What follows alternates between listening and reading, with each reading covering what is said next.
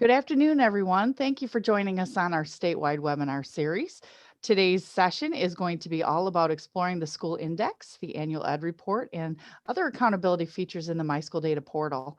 I'm Dr. Jennifer Parker from Macomb Intermediate School District. I'm proud to be joined today by Dr. Rhonda Provost, formerly of Eaton, and Dan Way out of Berrien. And we are part of a statewide network of Train the Trainers and your regional advisory that does professional development surrounding the MISchoolData portal. So today's session is being recorded. If you want to join us, you are welcome to jump on our tiny URL and know that all these materials will be available as part of our Train the Trainer network after today's broadcast. This is a part of a larger consortium of folks that are really dedicated to the MISchoolData professional development. Not only are Dan and Rhonda and myself a part of that, Kathy Miller, Christy Martin, and Dr. Lisa Lockman out of Wexmiss are also part of the folks that put together today's session. If after today you're interested in learning more about MISchoolData or bringing professional development to your area, we are separated into regions or allocated into regions across our state. Depending on what color region you are represented by two amazing folks. If you're in the blue region, Kathy Miller and Carol Anthony.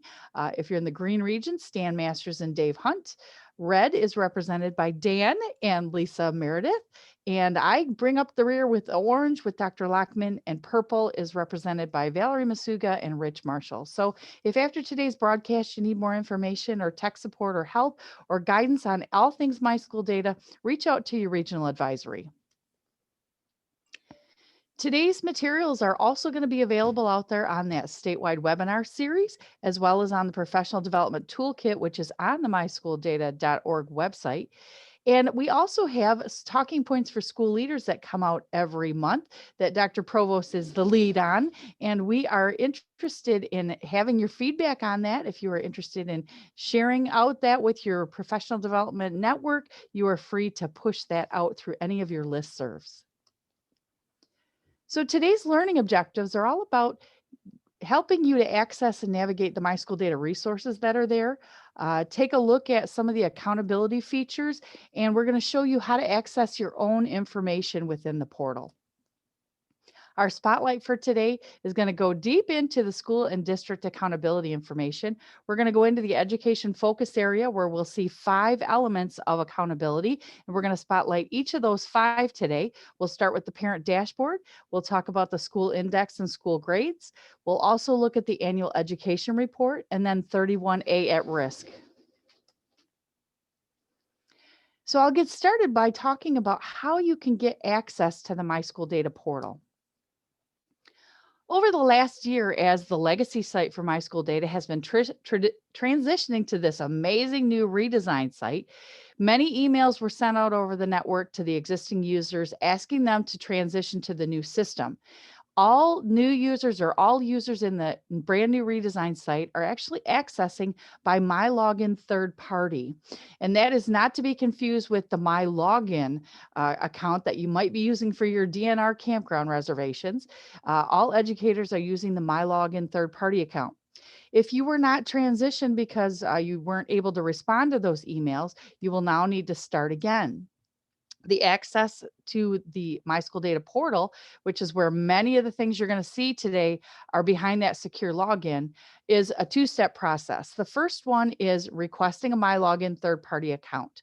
You will need to go to that third-party website, and then the second step will be to request access. So not only do you need to set up an account, you also need to request access to the app or tool called SEPI and then MISchoolData. So there will be tons and tons of tools and apps that you can use through the My Login third party. Make sure you choose and request access for MISchoolData. The second step in the process is to reach back to your intermediate school district, RESD or RESA. They will then go in and see you in a list and find your account and activate you.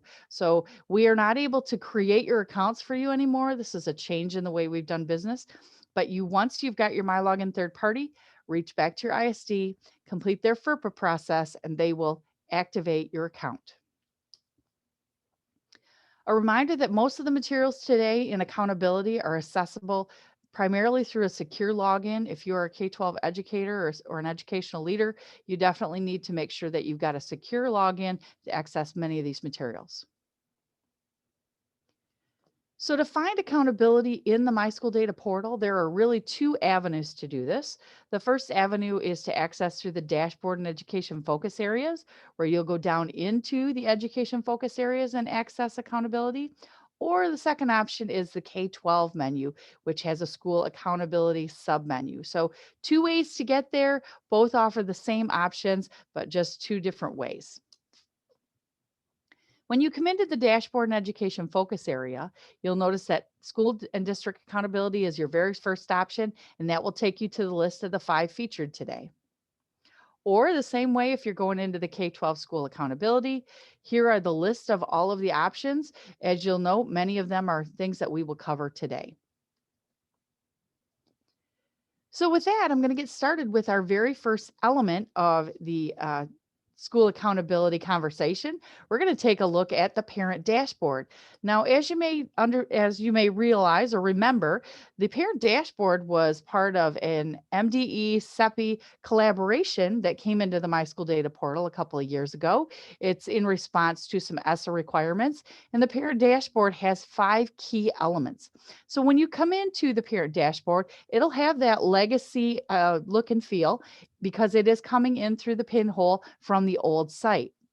However, it is providing new information. It is updated. It is just using the same platform for the previous version.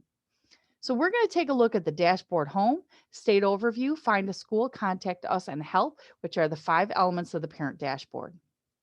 So the first one is the parent dashboard, which if I come to the home page, across the top are those tabs. The first one is the dashboard home. You are able to search for a school. You can enter in the school name or you can use the map feature and locate it using the map by the drag and drop.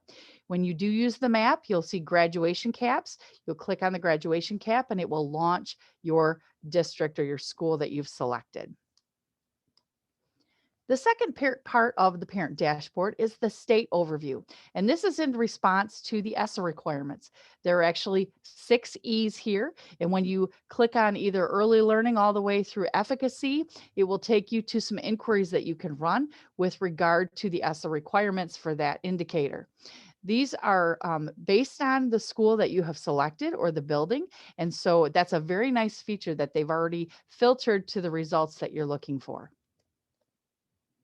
The third area of the parent dashboard is find a school. And it really looks a lot like the dashboard home, similar look and feel, because you can search for the school or you can use the map.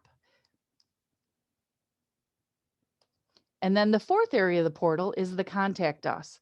Now, because this is an MDE CEPI collaborative, there are several links for needing assistance depending on your needs. And then lastly, the fifth part is the dashboard help, where they've posted FAQs or glossary terms. So now that we've looked at the 5 areas of the portal, we're going to dig a little bit deeper into the hit that you would get for a school building. So I've selected North Branch High School as my example, and you'll notice that the hit has several different parts to its view. You've got a mini menu up in the top left-hand corner. You've got some demographic and overview of the school district information in the top. You've also got some key performance indicators, there are up to 8 of them, which are, excuse me, statistics about your school district. And then you also can change the way you view the information. If you don't want to look at a graph, or you want to look at trend lines, or you want to look at a tabular format, there's a way for you to change the view. So this is the landing page for information about the building that you've chosen in the parent dashboard. And a reminder, this is all public information, so you will never be able to get to the student level. This is all with the parent in mind. These are public-facing parent dashboard information. I'm going to spotlight next on some of the submenus that are on the parent dashboard. You've got school services and offerings, student data, staff data, and the school index. We're going to show you a sneak peek of a little bit of what each one of those would show if parents or the public were to come here. Now, the first one is school services and offerings. And I always talk to Dr. Provost about the reminder for the due dates because the school services and offerings is where you really show off the school district information that you have. So, if you're viewing this through the ears of a school leader, you really want to get into this school services and offerings and see what is your school promoting about itself. Do we have AP calculus? Do we have gifted and talented programs? And I one of the things that we often get as my school data presenters is something's missing here or something's incorrect here. Dr. Provost, can you tell them a little bit about where does the information here come in for school services and offerings? So each district has a designated education entity master or EEM designee. And SEPI collects that data 3 times a year. The last collection was February 3rd. And the next collection due date is April 8th. And the final one is June 30th of 2021. So please make sure that oftentimes we get emails, we have the incorrect principal or superintendent has changed. That person really has the keys to the kingdom to keep your profiling of your district accurate with the MISchoolData portal. Thanks, Dr. Provost. And as you move through, even if you're wearing the hat of a continuous improvement person and you're looking at this list and you say, hey, we added an AP biology class and we don't see it listed here. Make sure that those updates go to your central office person so that you can have as many school services and offerings as are appropriate. The second element of that submenu for the parent dashboard is all about student data. A reminder, this is the parent dashboard. This is public information accessible through the student data submenu. So there is information out there on behavior, performance, progress, graduation, and college and career readiness. And again, this is the public information accessible through that submenu, and they all pop up in those key performance indicator views. If you are looking at staff information, and often our parents are interested in the ratio of students to staff, number of non instructional support staff, teacher years of experience, teacher retention, or qualified teaching, those are some of the statistics that you can pull down through the staff data section of the parent dashboard. Now, we're going to dig in a little bit deeper by giving you an example of what some student data does look like when you're using the student data menu. I mentioned these key performance indicators, which are those graphs, which have a different look and feel of what the regular portal looks like. But you can change those views from a graph display to a trend line to a table. You can also change how you compare the data. So you may be interested in comparing your student data for your building to another common district that might look a lot like yours or something in the same geographic area. So CEPI has provided a couple of options here for the opportunity to compare yourself to others once you get into these data sets underneath the student data set system. So here's an example of comparing your building to other buildings that have similar characteristics. And this is by student characteristic. And CEPI has defined this as districts that represent you based on 4 common characteristics. We have a similar number of students enrolled. We have a similar student teacher ratio. We have a similar percentage of students that receive free and reduced lunch. And we spend a similar amount of money on our students. So those are those 4 criteria. When you run this inquiry, it will give you up to 30 similar schools across the state. So it isn't going to be, it could be someone you're down south and they're out east or up north or in the UP or wherever, but they have common student characteristics to you. Now, the other way that you can compare using the parent dashboard is by geography, by distance. You are looking for schools that are in your same service area within a certain number of miles. And for example, parents might use this for something close to their work, something close, but they're looking for schools of choice or for different programs. And so that is the distance comparison that is available in the parent dashboard. So that's the parent dashboard to give you the overview of the 5 elements and the different inquiries. We're going to transition now into another area of accountability in our education dashboard called annual education report. And today being February 10th, we've got a deadline coming up for 2021 with February 15th. Annually, the annual education report is a report designed to meet those ESSA requirements. And the 2021 AERs are based on 1920 data. All districts, public school academies, or ISDs, RESAs are required to report their performance, and this is how they do it, and that is who has to have an annual ed report. These annual ed reports are posted out on the district and building websites. They include a combined report and some letters, and we'll get into that here in a couple of minutes. Traditionally, there were several areas of the annual ed report. However, even though student assessment is listed here for 2021, as we know that requirement has been waived for this year, you'll see that coming up in the noted changes for this year's annual ed report. But traditionally, these are the elements of the annual ed. They look at teacher qualifications, they look at student assessment, accountability, NAEP, and if you have school improvement funds through your section 1003. There are a couple instructions and responsibilities that are found out on the website, including posting your and running and posting your combined report, as well as linking out to your web pages and posting those cover letters. So if there is one slide that you should take note of, if this is a responsibility that you have within your district, there is a summary of changes to the annual ed report for the 2020-2021 school year. You'll note that the deadline is February 15th, that student assessment is not going to be included in the report. EL progress, accountability, teacher qualifications, NAEP, and school improvement, all the independent inquiries that have changed for this year's submission are listed on this slide. You'll note that your posting deadline for 2021 is on February 15th, and it has been out there in preview since December.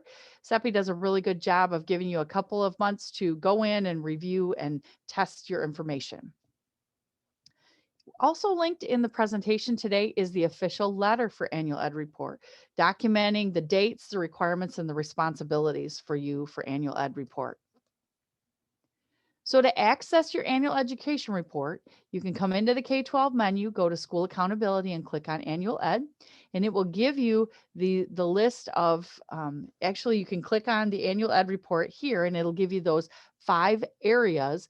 And it already knows that student assessment is not being included this year. And so even though this is listed as a traditional element of annual ed report, you'll note that when you come in to actually run your combined report, student assessment is not highlighted. And so you'll come in to the annual ed report home, you'll generate your combined report, and you'll download and print. And it'll be as simple as that. Once you've run your inquiry, you run it, find your district or your building, you just download and print, and it's as easy as that. The other thing that you'll do is you'll go to your cover letters, you'll download those templates, you'll insert your local information, and you'll have that for the ready. So you'll be posting not only your letters, but also your combined report linked out in your school transparency on your website.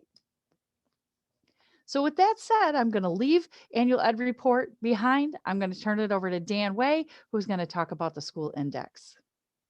Thanks, Dr. Parker. So in the next few slides, I'm going to talk about the other 2 accountability measures, school index and school grades. Due to pandemic, the state assessment was waived last spring, so the school index report was not updated with 2019 to 20. But the school grades report with the state requirement is not waived, but with limited data.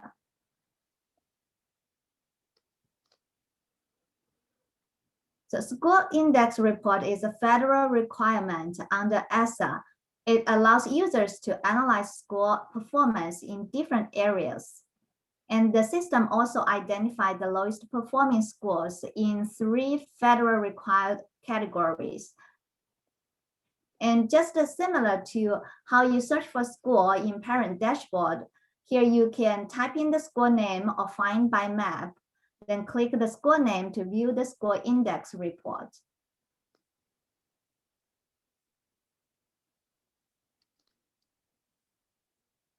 The score index measures score performance in 6 areas: student growth, student proficiency, both based on state assessment; score quality and student success, which is a composite score that measures students' attendance, access to PE, access to arts, access to library, and media specialist.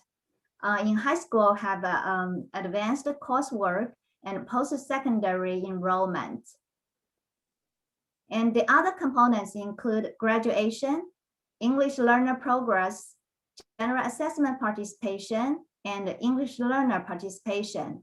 And you can see each component has a different weight distribution. This index score is based on 0 to 100.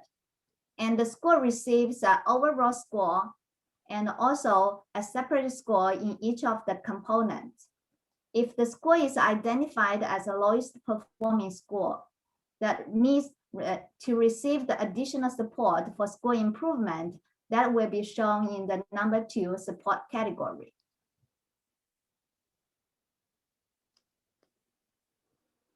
This is spotlight of growth index.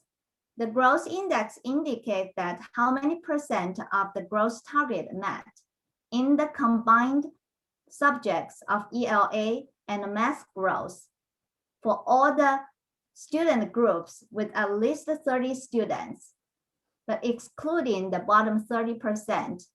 That just used for display, not calculated in the index value. Just please note that all students, which is listed at the top, that also counted as a student group. So 71.53 is the overall growth index value.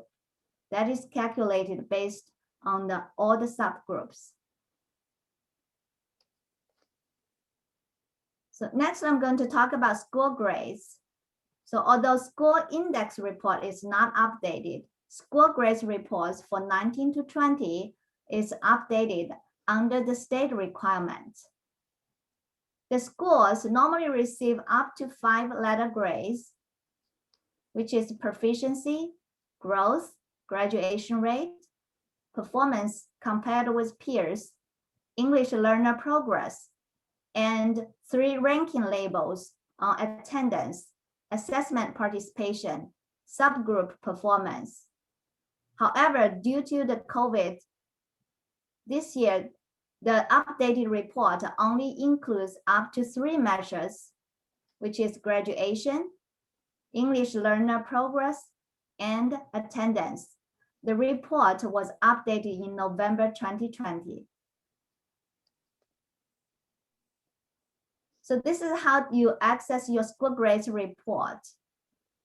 So under the accountability submenu, you can type in your school name, or you can use the drop-down menu to search for your school name.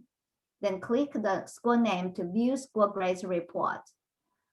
Similar to school index, this is a school level report. So you need to type in the school name to find the report.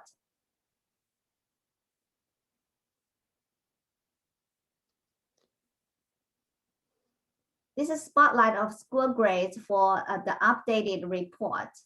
As I mentioned, the school received up to 3 measures: attendance, English learner progress, and graduation. The cut scores for the letter grades and the ranking is specified in this table. So to view a full list of all the components cut score, you can click the hyperlink below the table.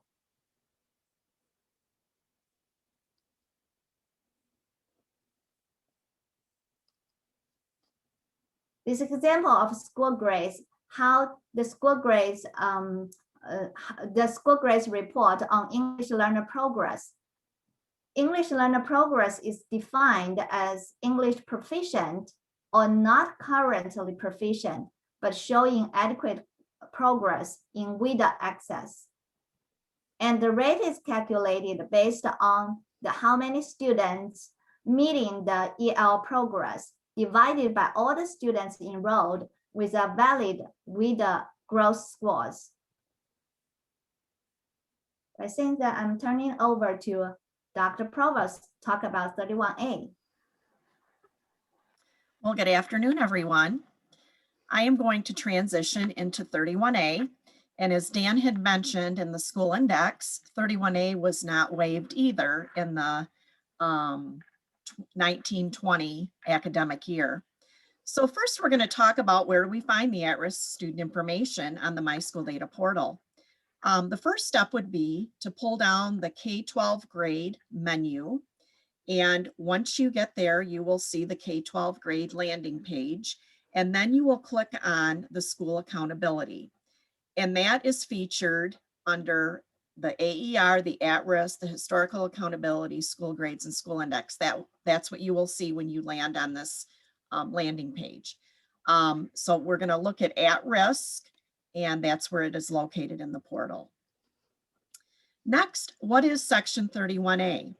Well, for MISchoolData purposes, we use the 31A as a funding mechanism for back in the day, it was Title III compensatory ed, but it is really our state at-risk funding. And we collect our 3rd grade, 8th grade, and 11th grade at risk and how they perform on the state assessments. So in this particular snapshot, what you will see is accountability measures represented based on a report that we have selected for 3rd grade, 8th grade, and 11th grade academic outcomes. And you can see in the tables, as well as the graphic that's displayed here, it shows you proficient and non-proficient status of those particular groups in 31A. And so I mentioned a little bit about what 31A is in terms of the funding level, but it's really funding resources that come to local education agencies to allow instructional and direct non-instructional support services to those students who achieve regular school attendance, making sure that they are able to read proficiently by the end of 3rd grade, also in math, and be college and career ready by 11th grade. Also, we include the MTSS K-8 framework that's mandated by all LEAs to reach these pivotal points to allow planning, working, and implementing for all students to comply and meet the proficiency status with the 3rd grade reading law that was in effect in, I believe, October of 2016. So the funding is basically off of your free and reduced lunch count. Those students are identified as at risk, and there are 10 different criteria that have been established by our state legislature. There are 3 reporting requirements. The first one is October, your October count. There's a second one in February, and then the end of the year in June. And these collection periods are a collaboration with your food service operation of your district as well. And then what the districts will do is use this identification factor to process and put that comprehensive programming in place to help those students that are maybe below that benchmark. And then MDE uses this at-risk identification for our accountability purposes, as Dan pointed out and Dr. Parker in the earlier portion of the presentation. So what are some of those at-risk indicators? Economically disadvantaged, English learner, if they're chronically absent, information is reported to CEPI. If they are a victim of child abuse or neglect, pregnant teenager or teenage parent, perhaps they have a family history of school failure or incarceration in their family, or substance abuse. They may be an immigrant. Perhaps they did not complete high school in the 4 years and they still remain in school. And they did not achieve proficiency status in their English language arts, math, science, or social studies based on the state summative assessment. And then the possibility that they are not meeting the LEA's core academic curricular objectives from local assessments in ELA and math. And so these are at-risk indicators and really looking at subgroups of those indicators. So how do we know that information? Well, I'm going to go back to this particular screenshot that I shared with you a couple slides ago. This is really what we're looking for when thinking about 31A and accountability. As you can see, for demonstration purposes for today's webinar, this example that we have is third grade, 36.6% proficient in English language arts for third grade. The next one is eighth grade, 31.9% proficient, and that's out of 100%. And then 11th grade, the 29.2 for career and college readiness. So this allows us to look at that data and inform our instruction based on what the needs are of the student. And of course, it's not just the state assessment that we're utilizing to determine the needs of these students. There's other measures that districts have in place with universal screeners over the course of the school year. So I mentioned subgroups, so I'm going to transition next into the subgroup area, which is going to, it has its own area in terms of a menu on the MISchoolData redesign portal. It really allows users to learn about the different student breakdowns, as I had mentioned, whether they are English learners, economically disadvantaged, maybe they're in foster care, and other areas. So we're going to view those so that you can see that we do have reports available that you can focus in on and allow assistance with those students. So when you go to the student subgroups menu, you're going to see a cadre of options here. I mentioned all 10 of these earlier, and it really provides you with a nice overview of access to these different groups and categories in a one-stop shop. So you can click into any of these links and it'll take you to those specific areas for subgroup. So I'm going to show you for economically disadvantaged, that is the most popular one that is searched, an example here of how you will share your results or narrow down your topics. So we're going to start with, we selected economically disadvantaged, and next it will ask you, what kind of results are you interested in? Do you want all of the results? Do you want content? Or would you like locations? So once you make that selection, then it's going to drive you to another area of, are you interested in student enrollment counts? Would you like race, ethnicity? Are you looking at gender? What about English learners? That will then take you to the next inquiry, which will ask you for, what school year are you interested in? And then you're able to complete your search and your sort based on what area you're interested in collecting in the report category. So with that, I'm going to move into wrapping up our session for this afternoon. Our purpose today was to engage you and allow you to become more familiar as leaders with the accountability reports available in the MISchoolData portal. Today we covered a cadre of areas, including the parent dashboard in depth, 31A, the school index, the school grades, and the annual education report in preparation for your submission on February 15th. If for any reason you need to have further clarification in any of these areas, we highly recommend that you refer back to your region. Dr. Parker talks specifically about the purpose of these groups and how they can help you and assist you in any area of the MISchoolData portal, as they are experts and we provide monthly updates to them, as well as their connections with their regions and the statewide work that we've been doing. We also have some professional development opportunities still on the schedule for the remainder of the year through the webinar series, as we've moved all of our training to virtual in the pandemic. Our next one is March 10th for the School Leaders Guide to MISchoolData. And we are also looking at summer sessions and planning as we speak for further webinar opportunities for our users. And there's a link at the bottom there if you'd like to see the series in its entirety. Coming in March, we will be launching new courses, Navigating the MISchoolData Redesign. There will be 4 lessons available. And in the past, we've had a couple of those options. And Sketchies will also be available for the EduPaths programming. If you are interested in Sketchies at the conclusion of this webinar today, we ask you to please click this unique attendance link. Once you complete the spreadsheet that populates and complete each category, we will ask you then to download the Sketchy application, and you can submit that to our administrative assistant at Macomb ISD, Angie Cheerio, and her email is provided if you have any questions.